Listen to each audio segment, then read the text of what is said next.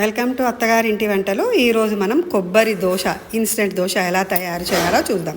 ఒక కొబ్బరి చిప్ప పీసెస్ కట్ చేసేసుకోవాలి. తీసుకొని ఒక జార్ తీసుకొని కొద్దిగా అల్లం మొక్క తీసుకొని పీసెస్ కట్ చేసుకొని 5-6 పచ్చిమిర్చీలు వేసి కొబ్బరి వేసి మెత్తగా గ్రైండ్ చేసుకోవాలి. చేసుకున్న దాంట్లో ఒక గ్లాస్ బియ్యం పిండి వేసి మెత్తగా గ్రైండ్ చేసుకోవాలి. చేసుకున్న దాన్ని ఒక గిన్నెలో వేసుకోవాలి. అందులో తగినంత ఉప్పు, 1 టీ స్పూన్ ఉప్పు వేశాను నేను. కొద్దిగా జీలకర్ర వేసుకోవాలి, ఒక 1/2 టీ స్పూన్ జీలకర్ర వేసి మంచిగా కలుపుకోవాలి. స్టవ్ పైన పెంక పెట్టుకొని ఇట్లా గరిటెతో కానీ గ్లాస్తో కానీ ఇలా పైనుంచి ఇట్లా దోశ వేసుకోవాలి. ఇవి 2 వైపులా మంచిగా కాల్చుకోవాలి. మీకు క్రిస్పీగా కావాలంటే క్రిస్పీగా చేసుకోవచ్చు, కొద్దిగా లావుగా వేసుకుంటే మెత్తగా ఉంటుంది. 2 వైపులా మంచిగా కాల్చుకోవాలి. ఇది చాలా టేస్టీగా ఉంటుందండి. దీనికి చట్నీ కూడా అవసరం లేదు. ట్రై చేసి చూడండి ఈ కొబ్బరి ఇన్స్టెంట్ దోశ. Thank you.